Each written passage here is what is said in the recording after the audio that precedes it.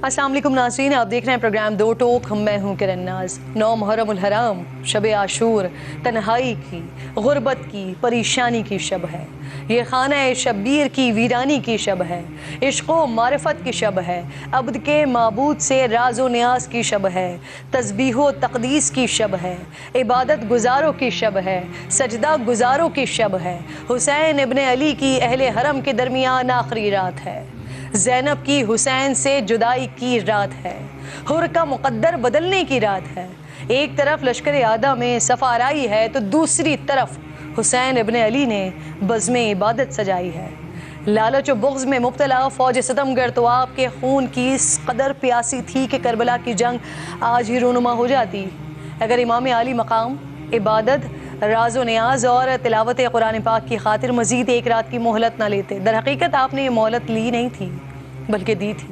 अगर अब भी मिसले हुर कोई लश्कर बातिल से जुदा होने वाला बाकी है तो हुसैन के पास आ जाए और फिर आधी रात के वक्त चिरागों को बुझाकर आपने असहाबे बावफा से अपनी बैत उठा ली और कहा कि जो जाना चाहता है चला जाए। हुसैन तुमसे राज़ी है, लेकिन सलाम है इश्क़ शहादत से सरशार मुजाहिदों पर जो इमाम हक़ के साथ खड़े रहे। और फिर वो सुबह नमूदार होने को है कि जब नवासा रसूल मुअज़्ज़म नबी मोहतशम इमाम अरब व अजम शहीद आज़म शहसवार करबला साहिब तेग़ लाफता पैकर सिद्क़ो सफ़ा आइना सब्र व रज़ा वारिस चादर ततहीर साहिब इल्म व इरफ़ान मुहाफ़िज़ कुरान इमाम आली मकाम सैयदना इमाम हुसैन का मक़तल ही उनका मदरसा बन जाएगा, जहाँ नस्ल आदम क़यामत तक सरफराजी और बुलंदी का सबक पढ़ती रहेगी। मैदान करबला में मेरे इमाम और उनके घराने को भूखा प्यासा रखा गया, सरों को काट कर नेज़ों पर चढ़ाया गया। क्या ये जुल्म सितम रुक नहीं सकता था? क्या इमाम हुसैन के पास झुक जाने का ऑप्शन नहीं था? लेकिन वो जानते थे कि यहाँ झुक जाने से हुसैन बच जाएगा, लेकिन अल्लाह का कानून, नबी की शरीयत सब पामाल हो जाएगी। इसीलिए कहा जाता है कि इस्लाम जिंदा होता है हर करबला के बाद। अपनी ज़ात पर ज़ाते खुदा को तरजीह देना कोई हुसैन से सीखे। अपनी आल औलाद से बढ़कर नबी पाक से मोहब्बत करना कोई हुसैन से सीखे। दीन की खातिर कुर्बानी देना किसे कहते हैं ये कोई हुसैन से सीखे। हर साल करबला की याद ताज़ा होती है और हर साल एक सवाल मेरे आगे खड़ा हो जाता है कि दुश्मन हुसैन के लश्कर में भी तो कोई आलिम होगा ना दुश्मन हुसैन के पास। यजीदी लश्कर में किसी ने तो कोई हदीस सुनी होगी, हुसैन मुझसे है और मैं हुसैन से हूँ, लेकिन वो फिर भी समझ नहीं सके। वो अंधे हो गए जैसे उनके दिलों में कभी ईमान था ही नहीं। वो जहन्नुमी हो गए। लेकिन फिर सवाल उठता है कि आसमान से अबाबील क्यों नहीं उतरे? हज़रत इस्माइल के लिए चश्मा फूट गया था, मैदान करबला में क्यों नहीं? तो जवाब है, बेशक हुसैन चाहते तो सारा फरात उठकर उनके कदमों में आ जाता। बेशक हुसैन चाहते तो सारी ज़मीन दो टुकड़े हो जाती और दुश्मनाने हुसैन इसमें गर्क हो जाते। लेकिन वो राज़ी बारज़ा थे। क्या वो नहीं जानते थे कि करबला में क्या होगा? क्या हुर ने यजीद के इरादे उन्हें बता नहीं दिए थे? और सबसे बढ़कर के क्या नबी करीम आक़ाए दो जहां सल्लल्लाहु अलैहि वसल्लम ने अपनी हयात में करबला की मंजर कशी नहीं कर दी थी? हमें इमाम आली मकाम ने सिखाया कि मकाम इंसान क्या है, अल्लाह की रज़ा में राज़ी रहना किसे कहते हैं। इसीलिए बुज़ुर्ग कहते हैं कि इमाम आली मकाम ने सर दे दिया लेकिन राज आश्कार ना होने दिया। करबला में अल्लाह ने क़यामत तक हक़ के लिए उठने का सबक दे दिया है। जालिम के आगे न झुकने और दीन पर अपनी ज़ात और आल को सबक़त देने का अमल दिखा भी दिया और सिखा भी दिया है। हम गम हुसैन तो मना लेते हैं, लेकिन क्या हम अपनी ज़ात पर दीन को तरजीह देते हैं? क्या हमें माल और दौलत से ज़्यादा अल्लाह और इसका रसूल प्यारा है? हम तो अपनी शोहरत पर समझौता करने को तैयार नहीं है। गाड़ी भी दूसरे से बेहतर चाहिए, घर भी किसी का अच्छा देख नहीं सकते। हम तो अपने नफ्स के पुजारी बने हुए हैं। क्या हम इमाम आली मकाम के इश्क के सच्चे दावेदार हैं? अल्लाह ताला हमें इमाम आली मकाम के रस्ते पर चलने, उनकी तरह नफ्स की नफ़ी करने की तौफ़ीक़ अता फ़रमाएँ। प्रोग्राम का आगाज़ करते हैं। ये मुईद पीरज़ादा साहब हैं, साथी जर्नलिस्ट रहे हैं, सीनियर एंकर पर्सन रहे हैं, लेकिन जिस तरह की वो बात कर रहे हैं तो ये समझने से कासिर है। एक तरफ जब इमरान खान साहब की अपनी हुकूमत थी तो उस वक्त सवाल किया करते थे कि क्या हम कोई ग़ुलाम हैं, اور اب معید پیرزادہ صاحب امریکہ میں موجود ہیں اور وہ یہ سوال اٹھا رہے ہیں کہ ایسے سچویشن میں کیسے $3 ارب کی مدد کی جا سکتی ہے، یا پھر میں ایک پاکستانی شہری ہوں اور وہ کس طرح سے وہاں سے نکل کر یہاں سے نکل کر گئے. تو یہ باتیں بڑی عجیب و غریب سی ہیں. معید پیرزادہ صاحب کے ساتھ جو لوگ موجود تھے وہ بھی یہ $3 ارب کی بات کر رہے تھے. تو ذرا یہیں سے ہی آج ہم اپنے پروگرام کا آغاز کرتے ہیں. شعیب شاہین صاحب میرے ساتھ موجود ہیں پاکستان تحریک انصاف سے، میں بہت شکر گزار ہوں. آپ کے بلال کیانی صاحب موجود ہیں میرے ساتھ پاکستان مسلم لیگ نون سے، اور اس کے ساتھ ساتھ JUI سے حافظ حمداللہ صاحب مجھے جوائن کر رہے ہیں. میں آپ تینوں مہمانوں کی شکر گزار ہوں. آپ دونوں کی اجازت سے ذرا شعیب صاحب سے اس بات کا آغاز کرنا چاہ رہی ہوں. شعیب صاحب، یہ کیا باتیں کی جا رہی ہیں اور کیوں PTI کے لوگ پاکستان مخالف نیریٹو باہر جا کر بنا رہے ہیں سر؟ اس سے نہیں لگ رہا آپ کو سن کر دیکھ کر؟ لیکن پہلی بات تو یہ ہے کہ ڈاکٹر معید پیرزادہ صاحب PTI کے تو ورکر نہیں ہیں، وہ ایک جرنلسٹ ہیں، انڈیپینڈنٹ جرنلسٹ ہیں. جس طرح ماشاءاللہ آپ جرنلسٹ ہیں، آپ کی ایک انڈیپینڈنٹ اپنی اوپینین ہو سکتی ہے. آپ پہ میں چھاپ تو نہیں لگا سکتا کہ آپ PTI کی ہیں یا PMLN کی ہیں یا PDM کی جماعت سے تعلق ہے. آپ کی بات، اپنا تجزیہ، آپ کا موازنہ درست بھی ہو سکتا ہے، میرا اس سے اختلاف بھی ہو سکتا ہے. تو سمپل بات یہ ہے کہ پاکستان فرسٹ، ہم تو اس نظریے کا قائل ہیں، نمبر 1. نمبر 2، پاکستان کے بنیادی انسانی حقوق اس وقت معطل ہیں، اس میں کسی کو کوئی شک و شبہ نہیں ہونے چاہیے. 2 دن پہلے عاصمہ شیرازی کے پروگرام میں بیٹھ کے گفتگو ہوئی. عطا طاہر صاحب نے ایک ہماری خاتون، سابق خاتون MPA کہیں سے ماپیا کے بارے میں کہا کہ جی وہ عمران خان صاحب کو سپورٹ کرنے آتی ہیں، اور رات کی تاریکی میں اس کو گرفتار کر لیا ودن 24 آورس. اگر یہ ہمارے بنیادی حقوق ہیں تو ہمیں اس پہ تو آواز اٹھانی ہے، اور ہم نے پاکستان کو بے آئین تو نہیں چھوڑنا.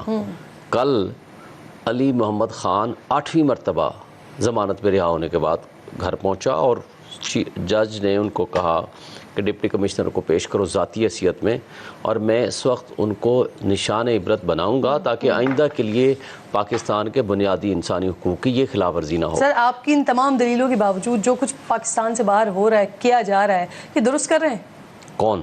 پہلی بات تو یہ ہے کہ کون؟ چلیں، ایک بات کہہ رہے ہیں کہ وہ ان کی اپنی رائے ہو سکتی ہے، کون میں میری 2 باتیں ہیں. PTI کے لوگ ہیں نا سر وہاں پہ. کون میں PTI کے لوگ ہمیشہ پرامن احتجاج وہاں کرتے ہیں، ہمارے پاکستانی ہیں، ان کا حق ہے اپنے کسی بھی جگہ پہ احتجاج کریں. سر، یہ جو تقریب سجائی گئی ہے نا، یہ PTI کے عہدیدار نے مجھے نہیں پتا. اب میں نے جس میں کہا جا رہا ہے کہ امریکہ سے پوچھا جا رہا ہے کہ IMF نے پیسے کیوں دیے پاکستان کو. ڈاکٹر معید پیرزادہ، میں نے پہلے آپ کو کہہ دیا، وہ ہمارا ورکر نہیں ہے، PTI ہمارا لیڈر نہیں ہے. طرف سے یہ سیمینار سجایا گیا ہے. میں معید پیرزادہ کی بات نہیں کر رہی ہوں، انہوں نے کرن ایک بات کا جواب میں آپ کو دوسری دے دوں.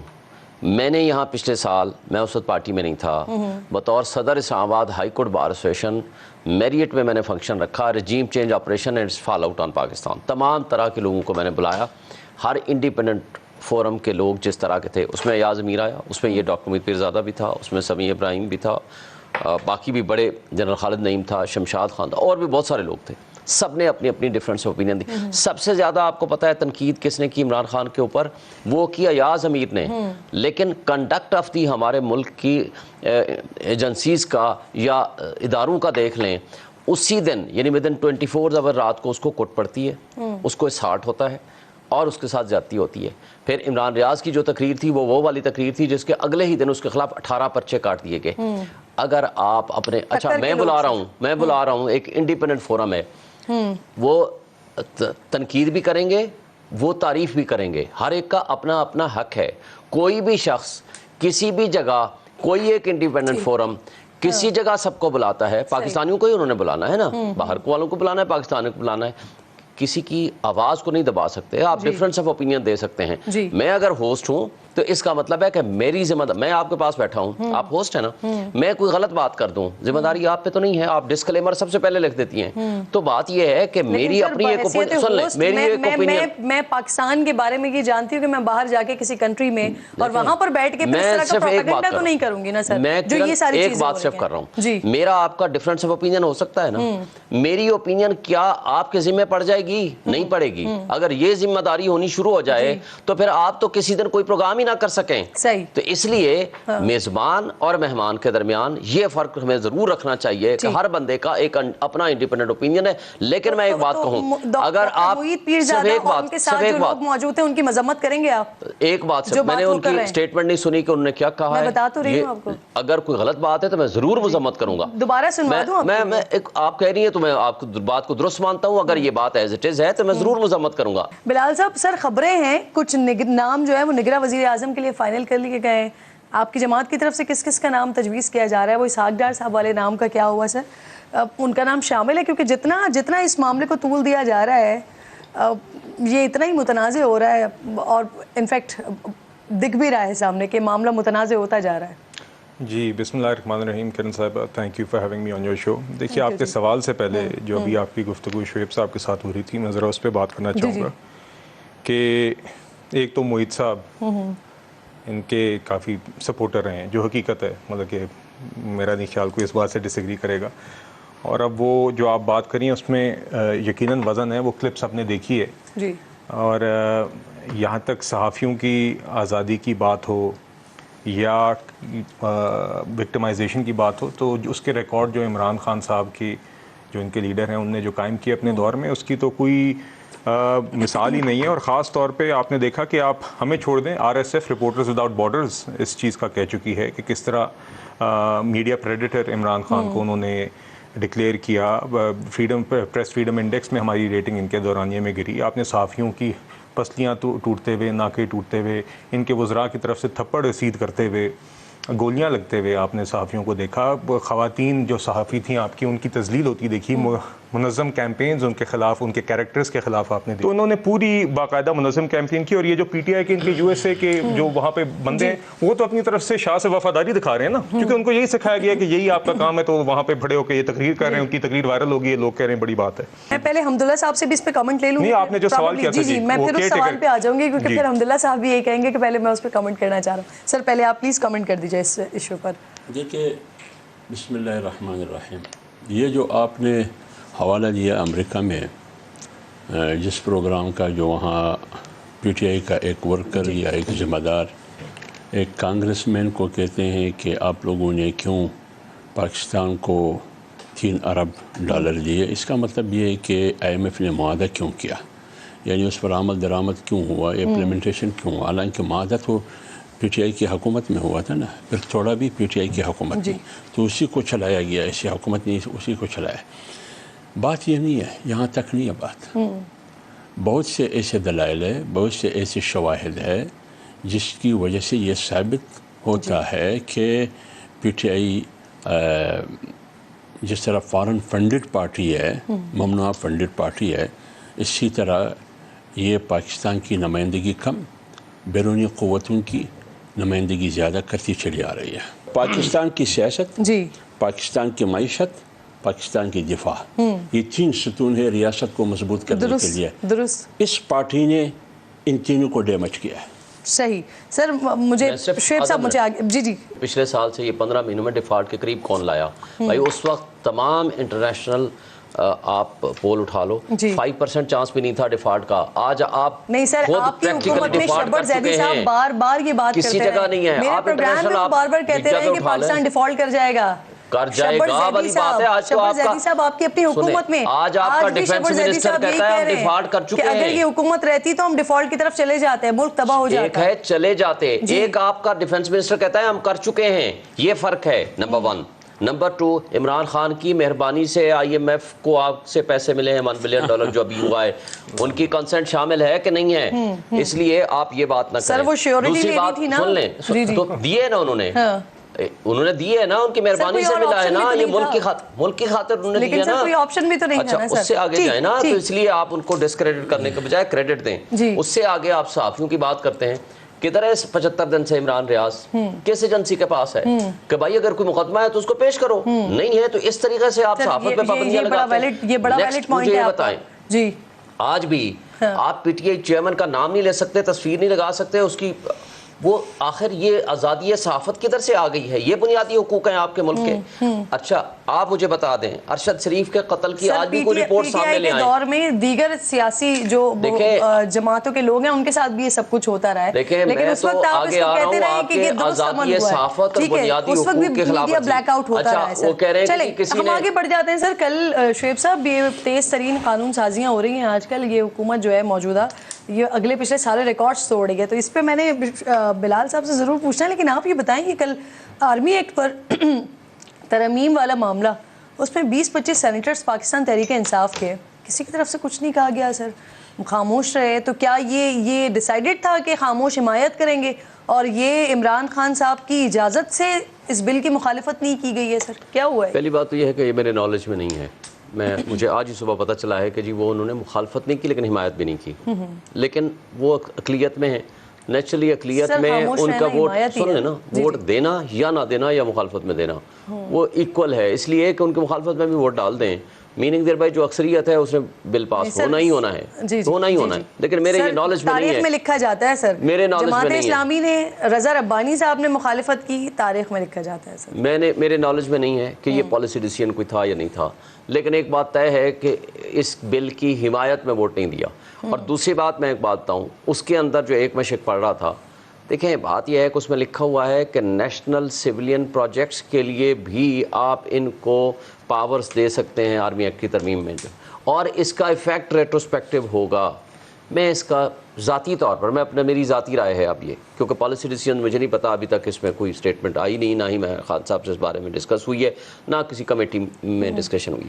میں اس لیے اس کا مخالف ہوں کہ آپ اگر سیولینز کا کام اسٹیبلشمنٹ کے حوالے کر دیں گے تو سیکیورٹی ایشوز پہلے ہی ہمارے ملک کے اس قدر زیادہ ہیں, اور آج آپ کی دہشت گردی اتنی زیادہ ہے, اتنے پرابلمز ہیں ہمارے, تو سیولین سپریمیسی کا تقاضا بھی یہی ہے کہ آپ سیولینز کی جو گورننس ہے اس کو امپروو کریں, یہ ریکارڈ کا حصہ بنایا جا سکتا تھا ویسے اگر میری تو اپنی رائے ہے, میں آپ کو دے رہا ہوں. آپ نے میرے سے سوال کیا, میں آپ کو رائے دے رہا ہوں. رائٹ فرام دی بگننگ آج تک میرا ہمیشہ سے یہ مطالبہ اور میری یہ رائے رہی ہے کہ کبھی بھی آپ جس ادارے کا جو کام ہے اس کو وہ کرنا چاہیے. ہمارے ملک کی اسٹیبلشمنٹ کا جو کام ہے وہ ان کو کرنا چاہیے. ہماری آرمی ملک کے بارڈر سنبھالے, ملک کی سیکورٹی کو ٹھیک کرے, اگر کہیں ضرورت ہے دہشت گردی کے معاملات کو روکنے کے لیے, اور ان کی انٹیلیجنس ادھر کام کرنا چاہیے. آپ کا پوائنٹ آ گیا, بالکل ٹھیک ہے. بلال صاحب یہ بڑی تیز ترین قانون سازیاں ہو رہی ہیں, بڑی جلد بازی میں چیزیں ہو رہی ہیں. کل بھی پاکستان پیپلز پارٹی کے لوگ کہہ رہے تھے کہ جلد بازی میں چیزیں نہیں ہونی چاہیے, لیکن ہوئی, قانون سازیاں ہو رہی ہیں. تو آپ لوگ یہ جو ایکسٹینشن والے معاملے پر بار بار یہ کہتے رہے ہیں کہ میاں صاحب نے نہ کبھی ایکسٹینشن دی, نہ کبھی وہ ایکسٹینشن کی حمایت کرتے ہیں. اب تو یہ معاملہ ایکسٹینشن سے ریٹینشن تک آ گیا ہے.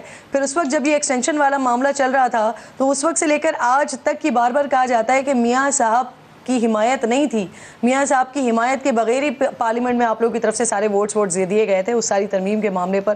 اب تو یہ آرمی ایکٹ میں مزید جو ترمیم ہو گئی ہے تو اس پہ میاں صاحب کی حمایت ہے, یا پھر آپ لوگ یہی کہیں گے کہ میاں صاحب راضی نہیں تھے اور پھر ہمیں کرنی پڑ گئی؟ جی, جس حد تک مجھے اس بل کا یا اس آرمی ایکٹ میں امینڈمنٹ کا علم ہے, جی یہ سب سے پہلے تو دس افیکٹس جو آپ کے صرف آرمی کے جو حاضر سروس سے ریٹائرڈ افسران ہیں, اور اس میں جو تجاویز بھی آئی تھیں آئی بلیو آرمی کی طرف سے خود آئی ہیں جی. اور اس میں جو 2-3 مین چیزیں ہیں وہ یہ ہیں کہ ایک تو یہ کہ کوئی ڈول نیشنل جو ہے وہ فوج میں سرو نہیں کر سکتا, اور اس کی ایک آبویس ریزن ہے کہ آپ کی لائلٹی ٹو دا اسٹیٹ آتی ہے اور انڈیوائڈیڈ لائلٹی ہونی چاہیے. دوسری بات یہ ہے کہ جو افسران اور یہ جو سول سرونٹس پہ آلریڈی لاگو ایک چیز ہوتی ہے کہ جو فوج میں سرو کرتے رہے ہیں آفیسرز, وہ ریٹائرمنٹ کے بعد کم از کم 2 سال تک سیاست میں حصہ نہیں لے سکیں گے. اور وہ افسران جو سینسٹیو پوسٹس میں ہیں, مثال کے طور پہ انٹیلیجنس پوزیشنز میں یا نیوکلیئر پروگرام میں, تو وہ 5 سال تک. دیکھیے یہ حکومت نے بل لے کیا جی, ادارے کی ریکمنڈیشن پہ کیا ہے, تو وہ حکومت ہاں جی اب پرائم منسٹر نے اور حکومت سر انٹرم سیٹ اپ کے لیے آپ لوگ جا کر میاں صاحب اور زرداری صاحب ڈیسائیڈ کر رہے ہیں, لیکن یہاں پر اگر کوئی تجاویز آ رہی ہیں یا یہاں پر اگر کوئی قانون سازی ہو رہی ہے تو اس میں آپ کہہ رہے ہیں کہ بتائیں نا میاں صاحب کی حمایت ہے یا نہیں؟ میں نے آپ کو اس طرح کی قانون سازیاں تو normal course of parliamentary business اور گورنمنٹ بزنس میں آتی ہیں.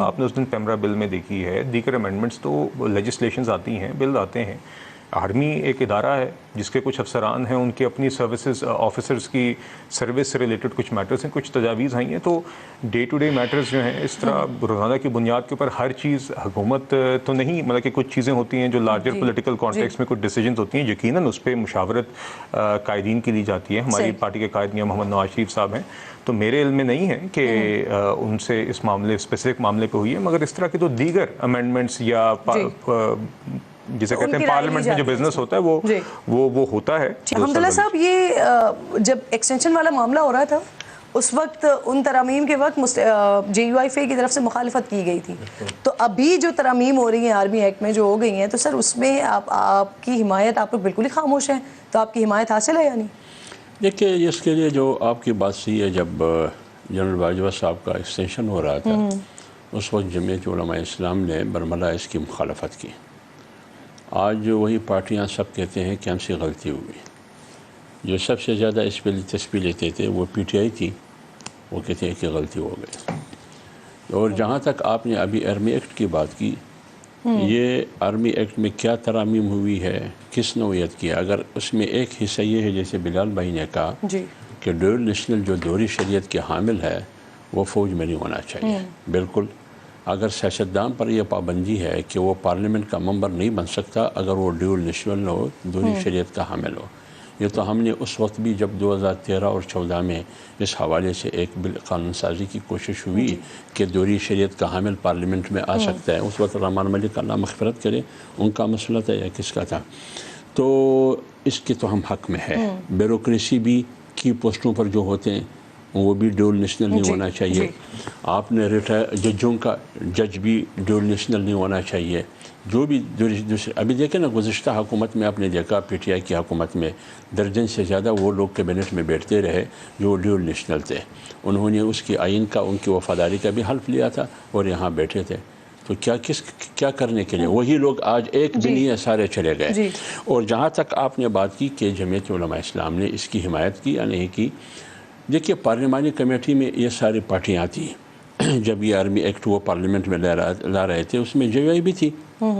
اور میں نے سر آپ کو نہیں لگتا ویسے یہ جو ترامیم ہوئی ہے یہ آگے جا کے آپ کے اپنے ہی گلے پڑنی ہے, کیونکہ جب اپوزیشن میں ہوتے ہیں تو جلسے جلوسوں میں کھڑے ہو کر, اور وہ ایک اسپیسیفک ووٹ جو ووٹ بینک ہوتا ہے اپنا بڑھایا جاتا ہے ایک اسپیسیفک بات کر کے, لیکن اب جب آپ اپوزیشن میں ہوں گے پھر آپ جلسے جلوس میں جا کے باتیں کریں گے تو پھر اس کے بعد یہی ہوگا سلسلہ کہ وہ آپ کے گلے پڑ جائے گا, 2 سال کی سزا ہو جائے گی سر بات کرنے پر, تنقید کرنے پر. دیکھیے توہین, جس کی بھی توہین آپ کرتے ہیں توہین تو بری بات ہے, خواہ سیاستدان کی آپ کرتے ہیں یا جج کی کرتے ہیں یا کسی انسٹیٹیوشن ادارے کے بڑے کی کرتے ہیں, لیکن قانون سازی سے اس توہین کا آپ راستہ نہیں روک سکتے. وہ اس لیے جب اس ادارے کا ذمہ دار سیاست میں مداخلت کریں گے پھر تو تنقید ہوگی. اگر جج انصاف کی کرسی پر بیٹھ کے وہ جانبدارانہ فیصلے کرتے ہیں پھر تو تنقید ہوگی. تو اگر آپ کہتے ہیں کہ آپ نے تنقید نہیں کرنا ہے تو پھر وہ غلط کام بھی نہ کریں. اس لیے میں کہتا ہوں کہ قانون سازی ایسی قانون سازی ہونا چاہیے جو سب کے لیے قابل قبول ہے, سب کل اس کے لیے کوئی نقصان نہ ہو جیسے آپ کہہ رہی ہے. باقی اس کی ڈیٹیل اور تفصیل مجھے معلوم نہیں ہے کہ قانون کے خد و خال کیا ہے. صحیح, ایک چھوٹا سا بریک لیجیے جی, بریک کے بعد واپس آتی ہوں. تو پینلسٹ میرے ساتھ موجود ہیں. پروگرام میں ایک بار پھر خوش آمدید آپ کو کہتی ہوں ناظرین. پاکستان میں نگراں حکومت کا قیام اور صدر کی جانب سے منتخب حکومت کو برطرف کرنے کی تاریخ ساتھ پروان چڑھی ہے. 27 سال پہلے ضیاء الحق نے آئین میں 8ویں ترمیم منظور کروائی اور 58(2)B کے تحت اسمبلی تحلیل کرنے کا اختیار بطور صدر اپنے ہاتھ میں لیا. جس اسمبلی نے آئینی ترمیم کو منظور کر کے صدر کو برطرفی کا اختیار سونپا, صدر نے اسی ترمیم کا سہارا لیتے ہوئے 1988 میں اسی اسمبلی کو گھر بھیج دیا اور یوں پاکستانی سیاست میں پہلی بار نگراں حکومت متعارف کروائی گئی. حیران کن طور پر پہلی نگراں حکومت ہی نگراں وزیر اعظم کے بغیر قائم کی گئی اور صدر ضیاء نے تمام اختیارات اپنے ہاتھ میں رکھے. انہوں نے نظام مملکت چلانے کے لیے نگراں کیبنٹ تشکیل دی اور صوبوں میں بھی نگراں وزرائے اعلیٰ کا تقرر کیا گیا, لیکن اقتدار اگلی حکومت کو منتقل کرنے سے پہلے ہی صدر ضیاء الحق طیارہ حادثے میں جاں بحق ہو گئے, جس کے بعد اس وقت کے چیئرمین سینٹ غلام اسحاق خان نے بطور قائم مقام صدر ذمہ داریاں سنبھالی اور نگراں سیٹ اپ کو برقرار رکھا. 1988 میں پیپلز پارٹی نے حکومت بنائی اور بے نظیر بھٹو ملک کی پہلی خاتون وزیر اعظم بنی، لیکن صدر غلام اسحاق خان نے اپنے پیشرو کے نقش قدم پر چلتے ہوئے 58(2)B کا استعمال کیا اور بے نظیر بھٹو کی حکومت کو گھر بھیج دیا۔ غلام مصطفیٰ جتوئی کو پہلا نگراں وزیر اعظم مقرر کیا گیا، کیونکہ نگراں حکومت کا کام غیر جانبدار رہتے ہوئے الیکشن کروانا تھا۔ لیکن یہاں حیران کر دینے والی بات یہ ہے کہ نگراں وزیر اعظم کوئی غیر جانبدار شخصیت نہیں، بلکہ جس اسمبلی کو گھر بھیج کر نگراں سیٹ اپ لایا گیا تھا، اسی اسمبلی کے اپوزیشن اتحاد IGI کے سربراہ اور نیشنل پیپلز پارٹی کے چیئرمین تھے۔ دیگر وزراء کی تقرریاں بھی پیپلز پارٹی کی مخالفت میں سیاسی تعلق کی بنیاد پر کی گئیں۔ ان اراکین میں سے 3 افراد غلام حیدر وائن پنجاب، میر افضل خان NWFP اور جام صادق سندھ کے وزیر اعلیٰ منتخب ہوئے، یعنی جن کی نگرانی میں الیکشن ہوئے وہی منتخب ہو کر وزرائے اعلیٰ بن گئے۔ 1993 میں صدر غلام اسحاق خان نے اپنی روایت کو برقرار رکھتے ہوئے ایک بار پھر منتخب وزیر اعظم نواز شریف اور ان کی حکومت کو گھر بھیج دیا۔ بلخ شیر مزاری کو نگراں وزیر اعظم مقرر کیا گیا اور اس بار بھی نگراں وزیر اعظم کوئی غیر جانبدار شخصیت نہیں، بلکہ برطرف وزیر اعظم کی اپنی جماعت پاکستان مسلم لیگ میں ان کے مخالف گروپ کے سربراہ تھے۔ بلخ شیر مزاری جو کابینہ تشکیل دی انہوں نے، اس میں زیادہ تر افراد کا تعلق پیپلز پارٹی سے تھا، یہاں تک کہ بے نظیر بھٹو کے خاوند آصف علی زرداری بھی اسی کیبنٹ کا حصہ تھے۔ لیکن یہ سیٹ اپ زیادہ دیر چل نہیں سکا اور سپریم کورٹ نے صدر غلام اسحاق کے اقدام کو غیر قانونی قرار دیتے ہوئے نواز شریف کی حکومت کو بحال کر دیا۔ سپریم کورٹ سے بحالی کے باوجود حکومت نہ چل سکی اور چند ہفتوں بعد ہی وزیر اعظم نواز شریف اسمبلی تحلیل کرتے ہوئے مستعفی ہو گئے اور معین قریشی کو نگراں وزیر اعظم مقرر کیا گیا۔ یہ پہلی بار تھا جب ملک میں حقیقی معنوں میں ایک غیر جانبدار شخصیت کو نگراں وزیر اعظم مقرر کیا گیا۔ عالمی بینک میں کام کرنے والے معین قریشی امریکہ میں مقیم تھے اور ذمہ داریاں سنبھالنے کے لیے ہی پاکستان آئے تھے۔ ان کی کیبنٹ میں شامل دیگر وزراء کی تقرریاں بھی سیاسی بنیادوں پر نہیں کی گئیں، بلکہ سول اور عسکری اداروں میں خدمات ادا کرنے والے ریٹائرڈ افسران کو چنا گیا تھا۔ اس نگراں حکومت نے صدارتی آرڈیننس کے ذریعے انتخابی قوانین میں کئی ترامیم کی، کفایت شعاری کے اقدامات اٹھاتے ہوئے وزیر اعظم اور وزرائے اعلیٰ کے پلاٹ دینے کے اختیارات کو ختم کیا، 10 سفارت خانوں کو بند کیا اور 15 وزارتوں کو بیک جنبش قلم ختم کر دیا۔ 1996 میں بھی جب ایک بار پھر بے نظیر حکومت کو گھر بھیجا گیا تو اس بار نگراں وزیر اعظم کے لیے نظر کرم ملک معراج خالد پر ٹھہری، جو کبھی ذوالفقار علی بھٹو اور بے نظیر بھٹو کے ساتھی ہوا کرتے تھے، لیکن وقت کے ساتھ ساتھ ان کے خیالات اور سوچ بدل چکی تھی۔ ان کی غیر جانبداری پر اس وقت انگلیاں اٹھیں جب ان کی کیبنٹ کے وزیر قانون فخر الدین جی ابراہیم نے سابق وزیر اعظم نواز شریف اور صدر فاروق لغاری کے درمیان مبینہ ڈیل کو بے نقاب کرتے ہوئے استعفیٰ دے دیا۔ 1999 میں منتخب حکومت کا تختہ الٹ دیا گیا اور army chief general Pervez Musharraf نے اقتدار پر قبضہ کر لیا۔ 2002 میں ناظرین ملک میں عام انتخابات ہوئے اور پہلی بار اسمبلی نے اپنی مدت مکمل کی۔ آمریت کے سائے میں اسمبلی نے جمہوریت کی طرف پیش قدمی تو کی، لیکن نگراں وزیر اعظم کے تقرر کا طریقہ کار نہیں بدل سکا۔ ایک بار پھر نگراں وزیر اعظم کے لیے کسی غیر جانبدار شخصیت کو نہیں بلکہ اس وقت کے چیئرمین سینٹ اور مسلم لیگ قاف کے رہنما میاں محمد سومرو کو چنا گیا۔ دہشت گردوں نے انتخابی مہم کے دوران ملک کی پہلی خاتون وزیر اعظم بے نظیر بھٹو کو شہید کر دیا۔ عوام نے اپنے غم اور غصے کا اور ہمدردی کا اظہار کیا، بیلٹ باکس میں پیپلز پارٹی پر اعتماد کر کے دیا۔ پیپلز پارٹی اقتدار میں آئی اور جمہوریت کی مضبوطی کی طرف قدم بڑھانے کا آغاز ہوا۔ منتخب حکومت نے 20ویں آئینی ترمیم کرتے ہوئے صدر سے نگراں وزیر اعظم کے تقرر کا اختیار واپس لیتے ہوئے اس کو منتخب نمائندوں کو سونپ دیا۔ اسمبلی نے مدت مکمل کی، لیکن آئینی ترمیم کے ذریعے وضع کیے گئے طریقہ کار کے منتخب نمائندے وزیر اعظم نگراں وزیر اعظم پر اتفاق نہیں کر سکے اور یوں پہلی بار الیکشن کمیشن نے نگراں وزیر اعظم کے لیے سابق جج میر ہزار خان کھوسو کو منتخب کیا۔ مسلم لیگ نون نے الیکشن کمیشن میں اس نام پر اعتراضات اٹھائے، لیکن اس کے باوجود 2013 میں نون لیگ نے اکثریت حاصل کی۔ 2018 میں پہلی بار اس وقت کے وزیر اعظم اور اپوزیشن لیڈر نے نگراں وزیر اعظم کے نام پر اتفاق کیا۔ شاہد خاقان عباسی اور خورشید شاہ نے پریس کانفرنس میں نگراں وزیر اعظم کے لیے سابق چیف جسٹس ناصر الملک کے نام کا اعلان کیا۔ ایک بار پھر نگراں وزیر اعظم کی تقرری کا مرحلہ درپیش ہے۔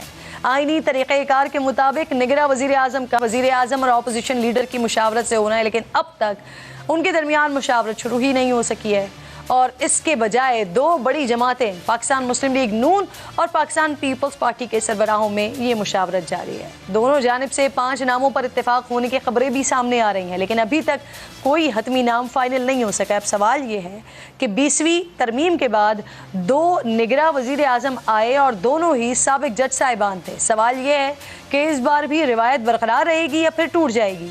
نگراں وزیر اعظم کا تقرر آئین کے طریقہ کار کے مطابق ہوگا، اتحادیوں سے مشاورت کے ساتھ مشورے سے ہوگا؟ اتنی کوششیں نگراں وزیر اعظم لانے کے لیے ہیں یا اپنا بندہ لانے کے لیے ہیں؟ نگراں وزیر اعظم جو بھی آئے گا کیا وہ وقت پر الیکشن کروا سکے گا؟ پینلسٹ ساتھ موجود ہیں، ان سے اس پر گفتگو ہو رہی ہے۔ سر آپ جواب دیجئے، یہ نگراں وزیر اعظم کا معاملہ بہت کم دن رہ گئے ہیں، ہارڈلی 10-12 دن رہ گئے ہیں نگراں سیٹ اپ کے لیے، اور ابھی تک نام فائنلائز نہیں ہوا ہے، کیوں سر؟ ایک جملہ بس کہنے دیجیے پھر میرا کہ دیکھیے آپ نے پورا منٹ لیا، آدھا منٹ پھر میں کہوں گا کہ شعیب صاحب یا تو میرے ساتھ نا اس معاشی پس منظر کے اوپر پورا ٹاک شو کر لیں تو بہتر نہیں 2 پارٹ شو پروگرام رکھ لیں آپ۔ جی ٹھیک ہے جی، معاشی پس منظر پہ رکھ لیں، مطلب کہ شاید یہ واحد شخص ہے، میں سمجھ سکتا ہوں یہ اپنی جماعت کے ان کو کچھ ٹاکنگ پوائنٹس دیے انہی لوگوں نے جن نے وہ خطوط لکھے تھے IMF کا پروگرام تباہ کرنے کے لیے۔ پورا ریکارڈ سمیت آپ ریکارڈ اپنے کیے ہوئے وعدے میں آپ کے سامنے کاغذ لے آؤں گا، یہ ظلم نہ کریں۔ دیکھیں اب آپ نے غلط کر لیا ہے نا، تباہی کر لی اس ملک کی، تو اس کے اوپر اب سینہ آپ اس طرح جب بے حسی دکھائے گی نا یہ جماعت، تو یہ پھر عوام کے منہ پہ تماچا مارنے کے برابر ہے۔ اب آپ نے غلط کام کر لیا، اب معافی مانگیں اور دعا کریں کہ قوم آپ کو کسی طرح معاف کر دے۔ جو آپ نے ظلم کیا، جو بے روزگاری اور غربت آپ اس ملک میں لائے ہیں، جو آپ نے اپنے ہاتھوں سے جان بوجھ کے بدنیتی کے ساتھ اپنے اس ملک کی معیشت تباہ کرنے کی کوشش کی ہے، جو آپ اس ملک کو پیچھے کافی سال لے کے گئے ہیں، ان لوگوں یہ قوم کے مجرم چلیں اب آ جائیں نا، وہ قوم فیصلہ کرے گی نا۔ آپ پنجاب کا الیکشن کرا دیتے آپ کے سامنے سارا رزلٹ آ جاتا، قوم کس کے ساتھ کھڑی ہے۔ 9 مئی کے دہشت گرد کی بات نہ کریں تو اچھی بات ہے۔ ایک بات 9 مئی پہ بھی بتا دوں، یہ وقت اور تاریخ بتائے گی کہ کیا یہ 9 مئی کی سازش عمران خان کے خلاف ہوئی تھی، یہ وقت بتائے گا، آج آپ لکھ لیں، یا یہ عمران خان نے کی تھی۔ یہ عمران خان اور PTI کے خلاف ایک سازش تھی، اور اس سازش کے تانے بانے کہاں بنے گئے تھے اور کہاں سے اس کو ایگزیکیوٹ کیا گیا، یہ وقت اور تاریخ بتائے گی، اور ہم سب ادھر ہیں، ہماری زندگی میں ہی یہ سب کچھ سامنے آ جائے گا۔ میں شعیب صاحب کو ایک برادرانہ تجویز دوں گا جی، اچھے شریف انسان ہے جی، ہماری ان سے ملاقات شوز پہ رہتی ہے، ان سے بہت خراب لوگ جو ہیں وہ اس جماعت کی نمائندگی کر کے یہ جھوٹ بول چکے ہیں، اور ان کا حال جو عوام نے کیا وہ آپ کے سامنے۔ ان کے اسی لیڈر نے بھی ان کو نہ ان نے اس کے ساتھ وفاداری دکھائی، نہ انہوں نے ان کے ساتھ وفاداری دکھائی، تو میں ان کو کہوں گا ذرا یہ اپنے فیکٹس پہ نظر ثانی کریں۔ دیکھیے دوسری بات جو آپ کے نگراں سیٹ اپ ہے، فائنلی ہم ٹاپک پہ آ جاتے ہیں، جو نگراں سیٹ اپ ہے نا جی، دیکھیے اس کے اوپر میں آپ کو یہ یقین دہانی کرا سکتا ہوں کہ ہماری جماعت اور یہ حکومت جو ہے، جو بھی آئین کا طریقہ کار ہے اس کے مطابق 5 نام دے دیا آپ نے؟ دیکھیے آئین کے مطابق یہ پروسیس ہوگا جی۔ سب سے پہلے تو، اور آپ جانتی ہیں آئین کے مطابق یہ سارا پروسیس پتہ ہے مجھے بھی بتا دیں، 5 نام آپ نے دے دیے۔ دیکھیے میں نے اس کے تناظر میں آپ کو بتانا کہ حکومت کیا کر رہی ہے۔ نہیں دیکھیے ابھی تو مشاورت کا عمل جاری ہے، لیڈر آف دا ہاؤس نے لیڈر آف دا اپوزیشن کے ساتھ یہ نام ڈسکس کرنے، leader of the house prime minister Shahbaz Sharif صاحب ہیں۔ جس طرح پچھلے 15 ماہ میں اور اس سے پہلے بھی اتحادی جماعتوں کے درمیان مشاورت کا عمل جاری رہا ہے، اسی طرح مشاورت کے ساتھ کیئر ٹیکر کے ناموں کے اوپر ڈیسیجن ہوگی، اور اس کے بعد لیڈر آف دا اپوزیشن کے ساتھ ڈسولوشن آف دا اسمبلی کے 3 دن کے اندر یہ بات چیت ہوگی تاکہ نام طے ہو۔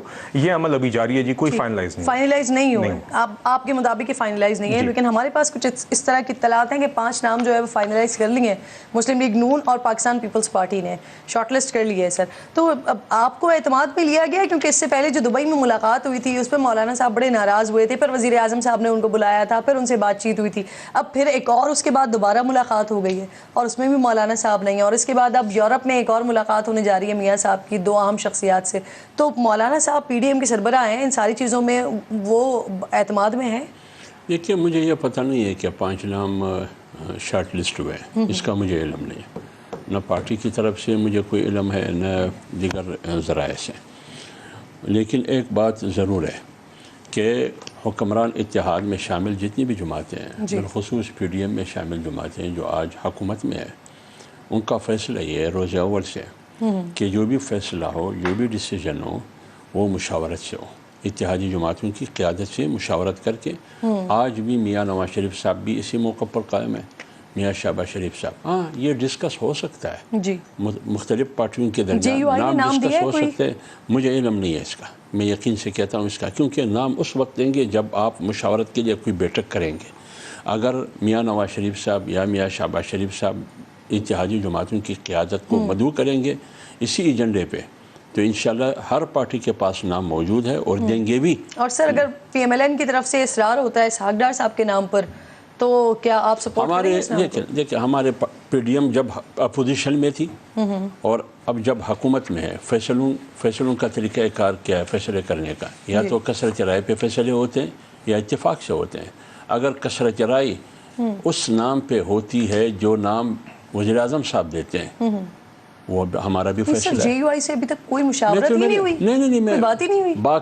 باقاعدہ رسمی طور پر آفیشلی طور پر جو بیٹھک جو مجلس بلایا جاتا ہے اسی موضوع پر وہ تو ابھی تک نہیں ہوا ہے. ہاں یہ ہو سکتا ہے کہ مشاورتی committee P M L N نے تشکیل دی ہے انآفیشلی انہوں نے ڈسکس کیا ہوگا مولانا صاحب کے ساتھ لیکن یہ نہیں ہے ڈسکشن وہ ہے کہ جب آپ بیٹھک بلائیں گے پارٹیاں بیٹھیں گی یا ہر پارٹی کے ساتھ باقاعدہ بیٹھ کے آفیشلی طور پر کہ کیا نام آپ دے سکتے ہیں آپ تجویز کر سکتے ہیں. ہماری طرف سے یہ ہے اکثریت جو بھی فیصلہ کرے گی یا اتفاق سے وہی نام ہوگا وہ تجویز کردہ پیپلز پارٹی کا ہو یا نواز شہباز شریف صاحب کا ہو پی ایم ایل این کا یا جے یو آئی کا لیکن جائے گا اتفاق. اسحاق ڈار صاحب آپ لوگوں کے لیے قابل قبول ہوں؟ دیکھیے میں ایک بات کر لوں جی اگر آپ مجھے اجازت دیں. اسحاق ڈار صاحب ہمارے لیے محترم ہے قابل آدمی ہے ہمارے لیے عزیز ہے. اس کراسس میں وہ آ کے مشکل حالات میں انہوں نے پاکستان کو ایک سمت پہ خطوط پہ ابھی آپ کے لیے ہوں گے قابل قبول سر ہمارے لیے وزیر اعظم آپ مجھے مسلم لیگ کے لیے قابل قبول نہیں ہے اس ماحول میں. وہ اس لیے قابل قبول نہیں ہے کہ اسحاق ڈار کی نامزدگی مسلم لیگ کے نقصان میں جائے گا. ایک بات. دوسری بات یہ ہے کہ شاید یہ آئین کے خلاف بھی ہوگا. میں اتنا ماہر نہیں ہوں اس لیے کہ آئین کا آرٹیکل 224 کہتا ہے کہ آپ کا نگران حکومت اور ہیڈ آف نگران حکومت جو نگران وزیر اعظم ہے وہ غیر جانبدار ہونا چاہیے. کیا یہ غیر جانبدار ہو سکتا ہے؟ جب ایک حکومت میں وہ وزیر ہے ایک پارٹی کا ہے پھر اس کو نگران وزیر اعظم بنائیں گے تو سوالات تو اٹھیں گی. پھر اس کے نتیجے میں جو بھی الیکشن ہوگا جو نتائج آئیں گے جو بھی اسمبلی بنیں گی یہ سارے متنازع ہو جائیں گے. لہٰذا ہم کہتے ہیں کہ عزت اسی میں ہے تمام پارٹیوں کی بالخصوص بڑی پارٹیوں کی عزت اسی میں کہ ایک ایسا غیر جانبدار شخص کو ہم نگران وزیر اعظم بنا دیں جس پر سب متفق ہو اور قوم بھی اس پر اعتماد کر سکے. 24 کروڑ عوام میں ہمارے پاس کوئی ایسا بندہ نہیں ہے. اس لیے میں کہتا ہوں کہ اسحاق ڈار کی ذات سے ان کی قابلیت سے ہمیں کوئی اختلاف نہیں ہے لیکن نقصان ہوگا اس سے. وہ آئینی تقاضے پورے نہیں ہوں گے. وہ صاف شفاف انتخابات کا جو تقاضا ہے وہ پورا نہیں ہوگا. آپ مشکوک ہو جائیں گے آپ کے انتخابات مشکوک ہو جائیں گے. یہ آپ درست کہہ رہے ہیں. پینلسٹ میرے ساتھ موجود ہیں رضوانہ والے معاملے پر ان سب سے میں نے بات کر لی. ایک چھوٹا سا بریک لیجیے.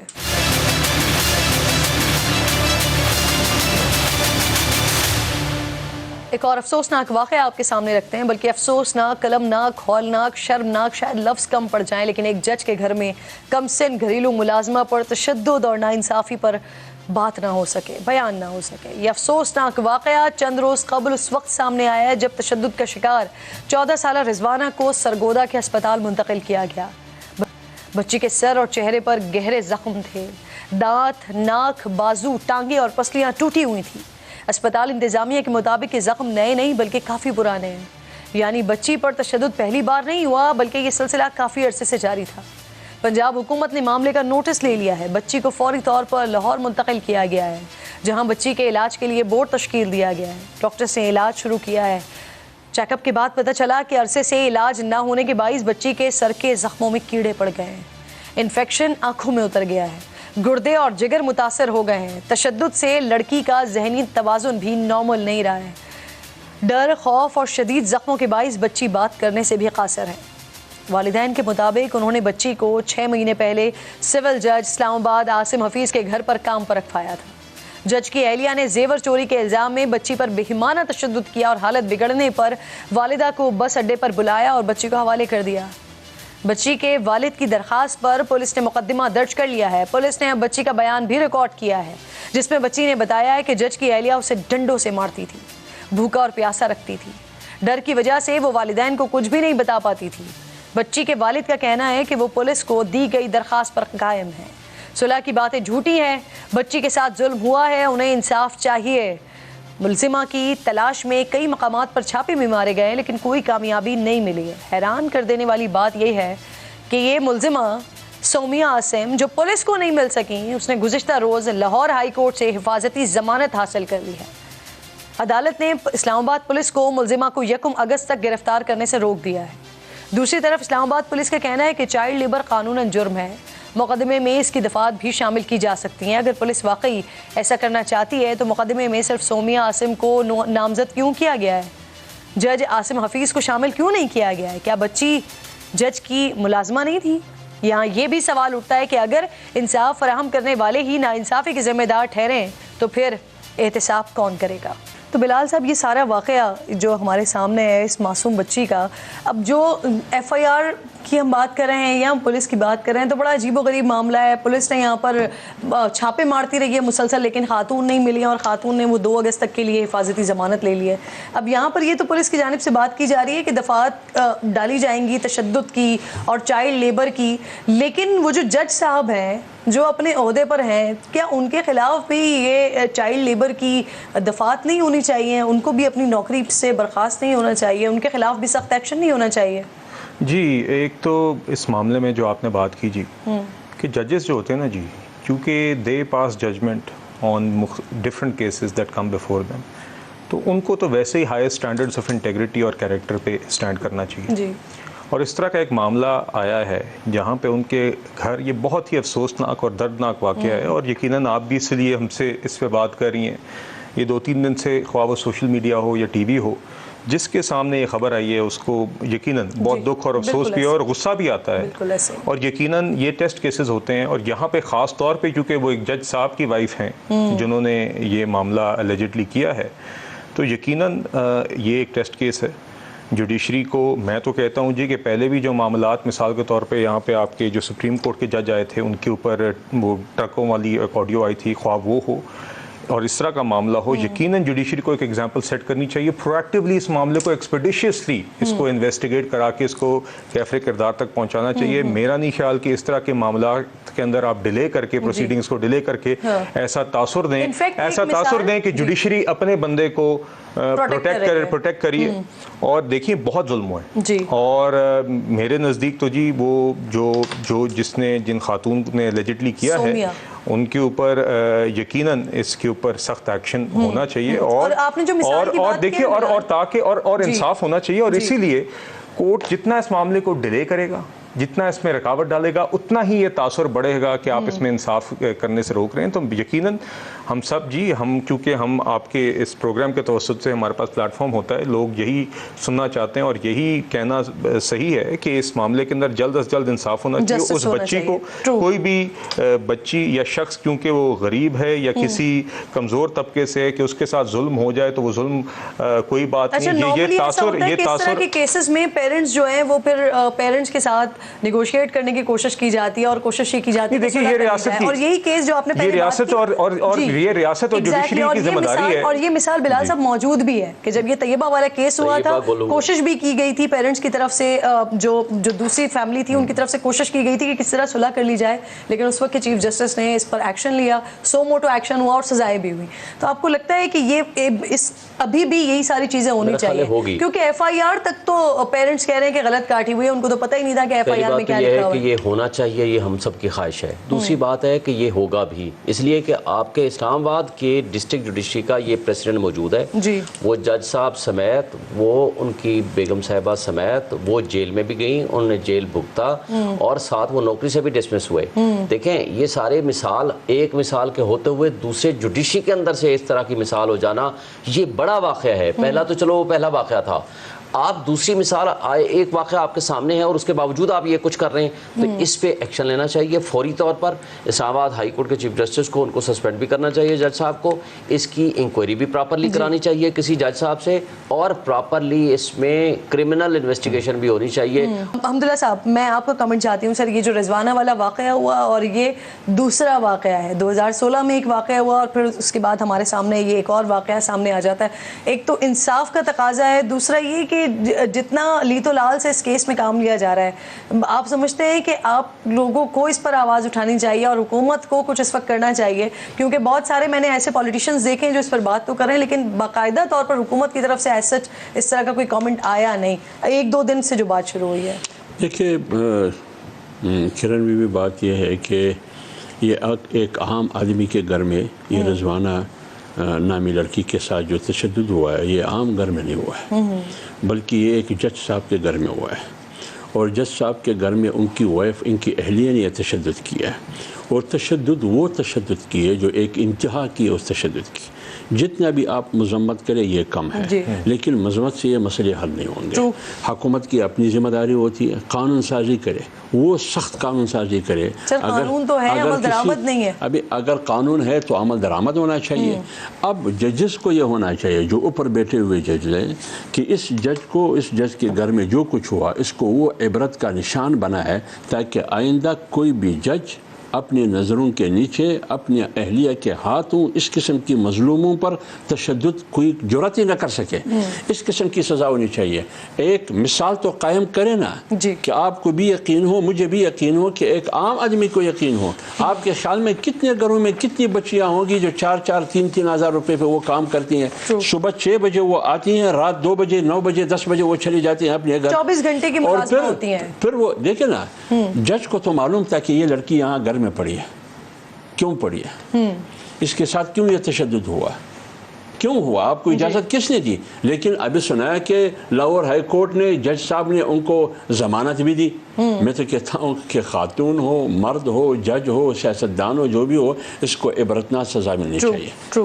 ماضی قریب کی مثال موجود ہے، یعنی اسی اسلام آباد جوڈیشری کی 3 سال پہلے سزا ایک بھگت کے آئے ہیں جج صاحب، اور اس کے باوجود سیکنڈ ریپوٹیشن ہو جائے اسی جوڈیشری میں، یہ قابل افسوس بات ہے۔ بہت شکریہ، بہت شکریہ آپ تینوں مہمانوں کی، شکر گزار ہوں۔ آپ پروگرام میں تشریف لائے، وقت ختم ہو گیا ہے۔ انشاءاللہ ناظرین سے کل ملاقات ہوگی۔ اپنا اور اپنے ملک کا خیال رکھیے۔ اللہ نگہبان۔